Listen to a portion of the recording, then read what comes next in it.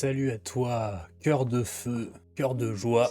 On va donc commencer la vie de Charlemont. Et tout naturellement, cela va commencer par son enfance. Qu'avant le professeur, il y a un gamin, et avant la méthode, avant la savate, il y a les pieds nus. Dans ce premier passage, Charlemont va nous montrer beaucoup de choses. Son goût du mouvement, c'est un enfant actif. Sa débrouillardise, son humour. On va pouvoir y voir déjà une attirance pour les uniformes et le monde militaire. Mais ce qu'on va voir aussi, c'est la mise en scène. Parce que oui, Charlemont se souvient, mais Charlemont se met en scène. Allez, ouvrons le livre.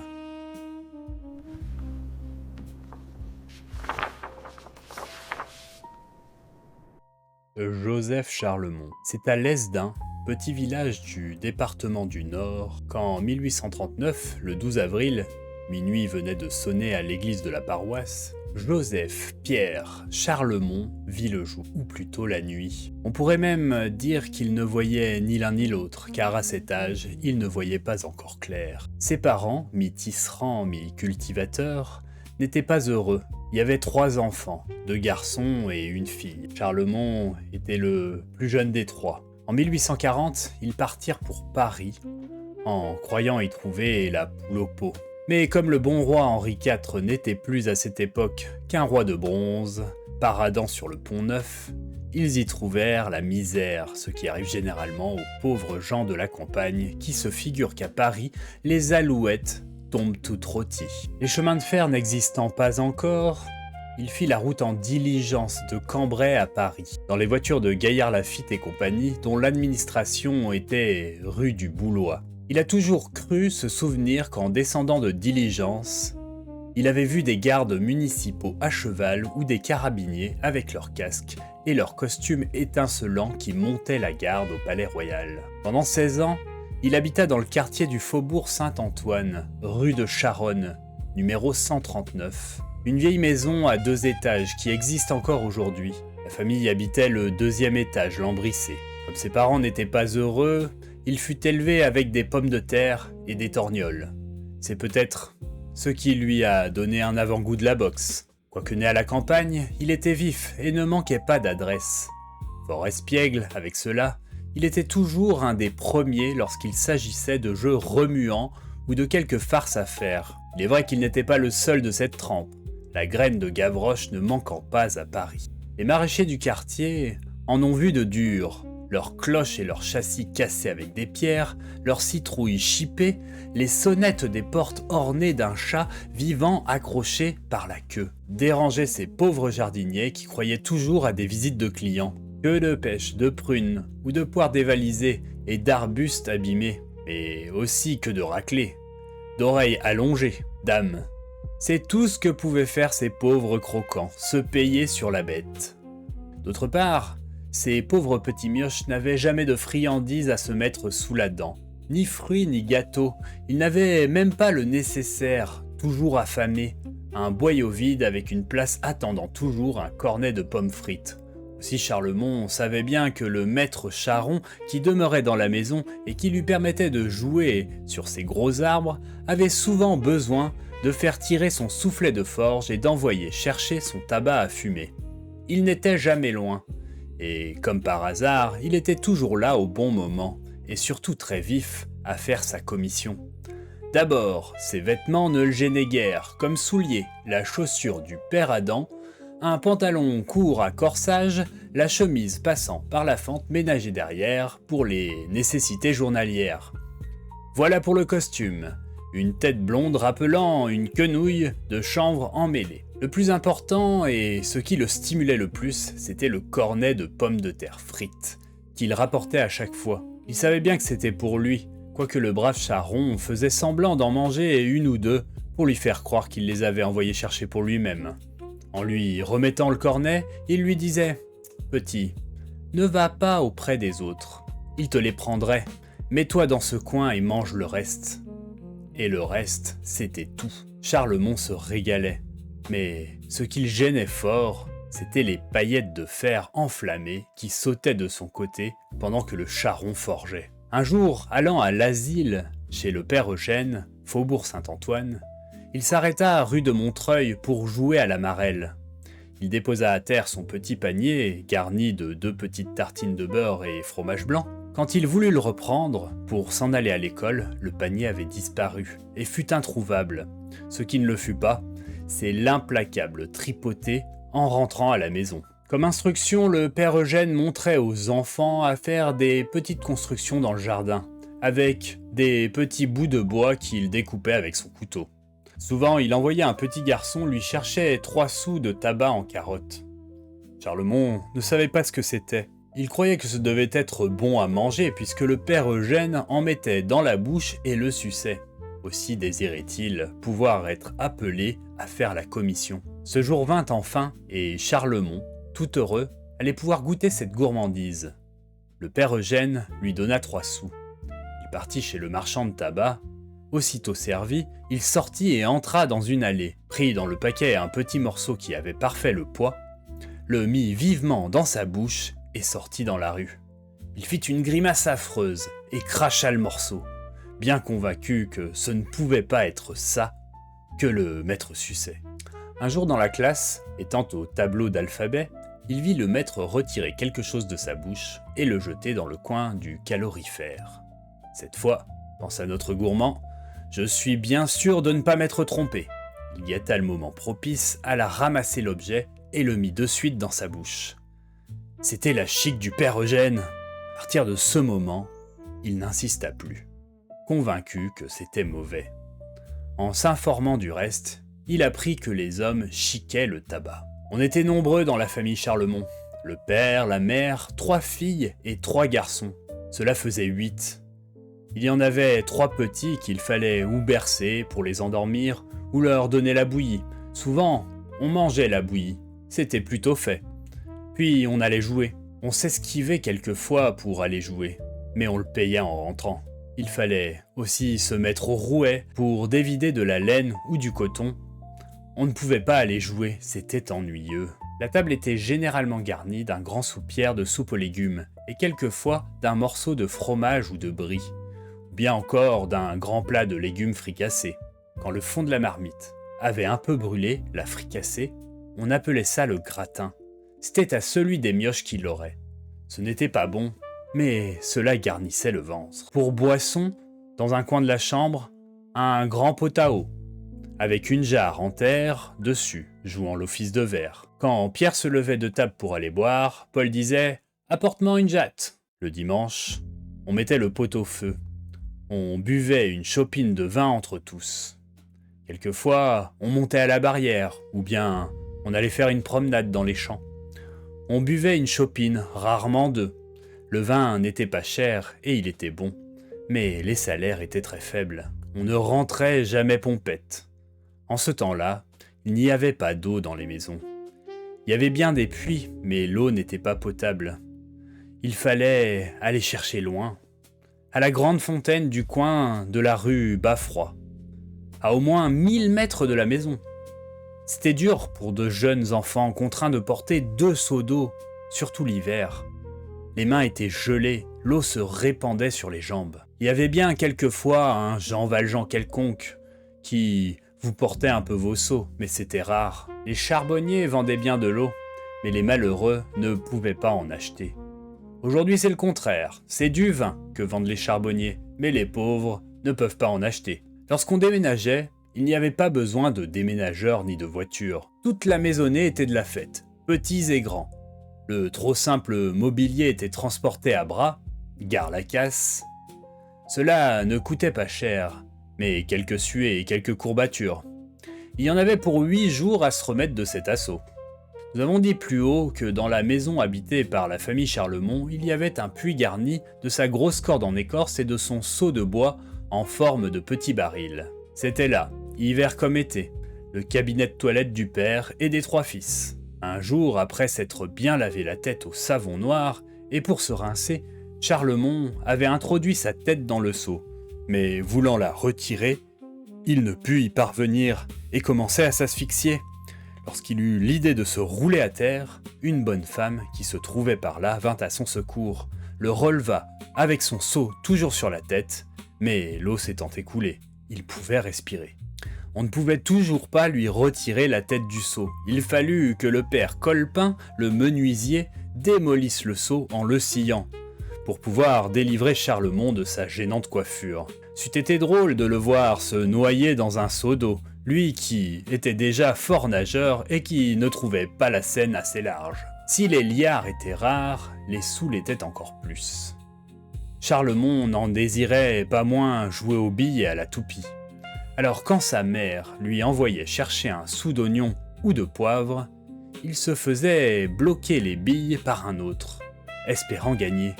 Mais, n'ayant pas de chance, il perdait toujours. L'autre ramassait le sou, et lui, les 8 billes. Les oignons étaient sortis, mais il fallait rentrer à la maison. Alors les torgnoles pleuvaient.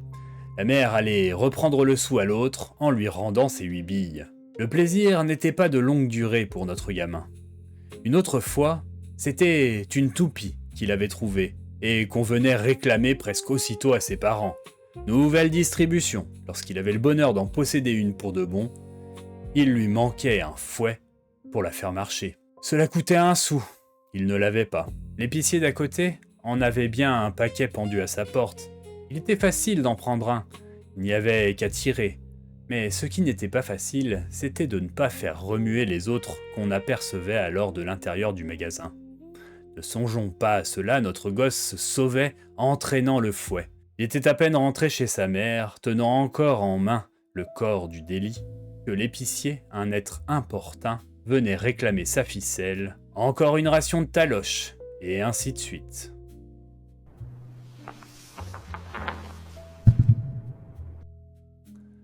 Alors avant toute chose, une petite affaire de voyelles. Dans ce livre, Joseph se présente comme Charlemont. Il parle également de la famille Charlemont. Et c'est ce que la plupart des gens connaissent. On connaît le nom Charlemont. Mais, selon certaines sources, il se pourrait bien que la famille ne s'appelait pas Charlemont, mais Charlemagne, avec un A. Alors pourquoi est-ce que c'est une variation administrative ? Est-ce que les gens prononçaient naturellement Charlemont et que Charlemont est devenu d'usage ? Nous ne le savons pas vraiment, mais le fait est que dans certains registres, ce n'est pas de Charlemont qu'il est question, mais bien de la famille Charlemont. Mais une chose est sûre, c'est que c'est le nom de Charlemont qui, lui, restera dans l'histoire. Alors ensuite, il y a sa manière de raconter. Charlemont parle de lui à la 3e personne. Il n'écrit pas « Je suis né à Lesdin », il écrit « Joseph-Pierre Charlemont vit le jour ». Alors ça peut s'expliquer parce qu'on est dans un recueil de diverses biographies, donc il eût été un peu particulier d'en avoir une à la 1re personne et tout le reste à la 3e personne. Mais cependant, si c'est bien Charlemont qui a écrit ce livre, c'est toujours un peu particulier de raconter sa propre histoire. Aussi, ce qui est assez intéressant, donc encore une fois, ça peut s'expliquer par l'angle choisi, mais on est vraiment centré sur Charlemont, c'est-à-dire que Charlemont a une famille, et la famille, elle est comme accessoire, c'est un décor. C'est Charlemont est parmi les autres, mais la caméra est sur Charlemont. Même quand il part à Paris, il dit « Il partit à Paris ». Comme s'il était seul. Vu son âge, c'est plutôt lui qui a accompagné ses parents que ses parents qui l'ont accompagné lui. Mais c'est assez marrant. On voit bien que là, Charlemont construit l'histoire d'un personnage. Alors dans ce passage, il y a quelques images importantes et notamment comme des petits flashs qui lui reviendraient de sa petite enfance. Mais il écrit qu'il a toujours cru se souvenir de gardes municipaux ou de carabiniers avec leurs casques et leurs costumes étincelants, montant la garde devant le palais royal. Alors ça, c'est assez... ça prédit un peu l'avenir, c'est-à-dire que il se souvient d'un goût, d'un appel. Les paillettes plein les yeux, le petit Charlemont regardait les costumes, les uniformes, les casques des gardes du palais royal.